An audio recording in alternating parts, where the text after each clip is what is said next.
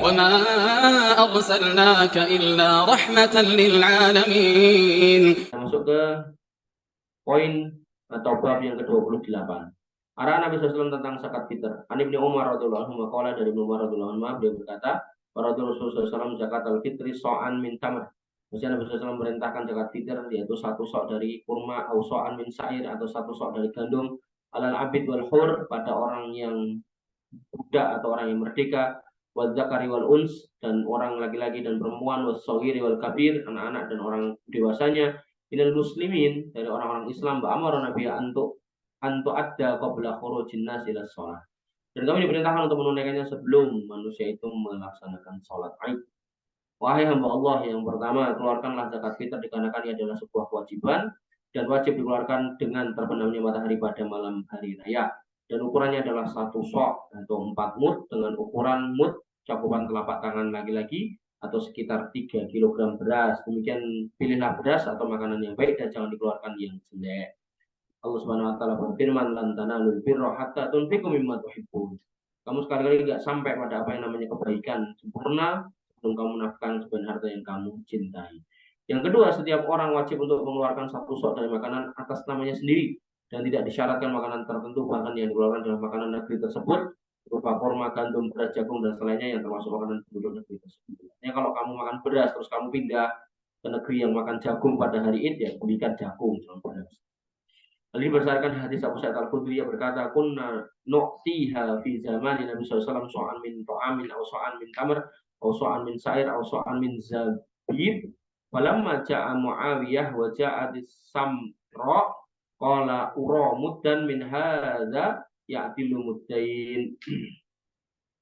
Maka dulu kami memberikan di zaman Nabi SAW satu sok makanan ya, atau satu sok kurma, atau satu sok gandum, atau satu sok kismis.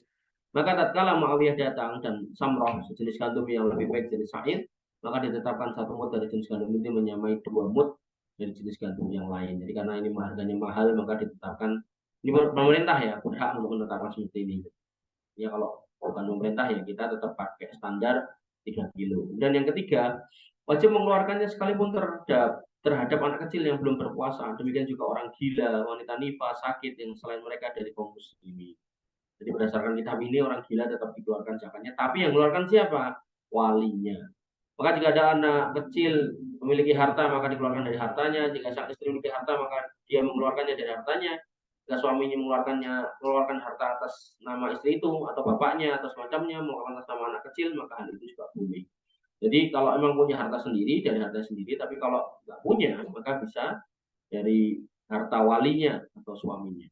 Berdasarkan hadis Ibnu Umar radhiyallahu anhu, ia berkata, para Rasulullah SAW zakat al-fitr so'an min tamr atau so'an min sa'ir alal abdi wal hur wal dzakar wal unsa was saghir wal kabir minal muslimin wa amara biha an tu'adda qabla khurujis shalah khurujin nas ila shalah. Rasulullah SAW wajibkan zakat fitr satu sok kurma, satu sok gandum atas budak, orang merdeka, laki-laki, perempuan, anak kecil, orang dewasa dari kaum muslimin, dan beliau memerintahkan untuk ditunaikan sebelum keluarnya manusia menuju sholat. Kemudian yang keempat, disunahkan bagi Anda untuk mengeluarkan zakat fitr sebelum keluarnya Anda menuju sholat Id, maka perhatikanlah hal itu, yaitu keluarkan zakat fitr sebelum keluarnya Anda menuju sholat Id. Di dalam hadis Ibnu Umar radhiyallahu anhu, bahwa Nabi SAW bersabda, wa amara nabiya an tu'adda qabla khurujin nas ila shalah. Dan beliau merintahkan untuk ditunaikan sebelum keluarnya menuju sholat. Kemudian yang kelima, boleh mengeluarkannya sebelum sholat Id sehari atau 2 hari sebelumnya. Al-Bukhari meriwayatkan, saya berkata, wa kana Ibnu Umar radhiyallahu anhu, bahwasanya Ibnu Umar radhiyallahu anhu yu'tiha alladhi yaqbalunaha wa kanu yu'tuna qabla al-fitri bi yaumin aw yaumain. Bahwasanya dulu adalah Ibnu Umar radhiyallahu anhu memberikan zakat fitr kepada orang-orang yang berhak menerimanya, dan adalah mereka diberikan zakat tersebut sebelum hari raya sehari atau 2 hari sebelumnya. Jadi di sini ada khilaf ulama ya. Tapi kalau saya lebih aman ya sehari 2 hari. Kalau ada yang berpendapat sejak masuk Ramadan ya itu wallahu alam itu dalilnya mungkin kurang kuat. Tapi alangkah baiknya ya kita ngikuti yang jelas ada dalilnya sehari atau 2 hari.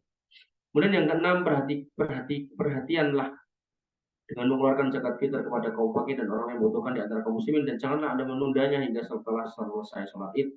Jika Anda mengakhirkannya, maka itu bukanlah zakat yang diterima, tapi itu adalah sedekah dan sedekah yang biasa. Dan ketahuilah bahwasanya di dalam terdapat penyucian jiwa wahai orang yang berpuasa dari kesia-siaan, rofas yang kadang terjadi pada puasa kita, dan di dalamnya terdapat juga pemberian makan kepada orang miskin berdasarkan hadis Ibnu Abbas radhiyallahu anhu. Dia berkata, para Rasulullah SAW zakat al-fitr itu rotan lis-shaim. Bahwasanya Nabi SAW memerintahkan wajibkan zakat fitr untuk menyucikan orang-orang yang berpuasa minallahwi warrafas dari senda gurau yang sia-sia dan dari perkataan-perkataan yang jorok, untuk matan lil masakin, dan diberikan sebagai makanan untuk orang miskin. Nah, ini loh. Jadi zakat fitr itu tidak berhak untuk orang selain orang-orang miskin. Lah amilnya gimana? Amilnya Allah yang akan mengganjar, jadi nggak usah ngambil zakat fitr. Man addaha qabla sholat, siapa yang menunaikannya sebelum sholat, bahaya zakatun maqbulah, maka itu zakat yang diterima. Wa man addaha ba'da sholat, yang menunaikannya setelah sholat, bahaya sedaqatun min shadaqat, maka itu adalah di antara sedekah-sedekah yang biasa. Dan sungguh telah datang pada sebagian hadis dhaif agar orang miskin dibuat cukup dengan zakat fitr dari mengelilingi manusia pada hari raya. Jadi tujuan zakat fitr itu diberikan kepada orang miskin agar orang miskin itu nggak minta-minta. Maka sungguh-sungguhlah wahai orang-orang Islam untuk menyampaikan zakat tersebut kepada orang miskin sebelum keluarnya Anda menuju sholat hari raya agar mencukupi mereka benar-benar terrealisasi.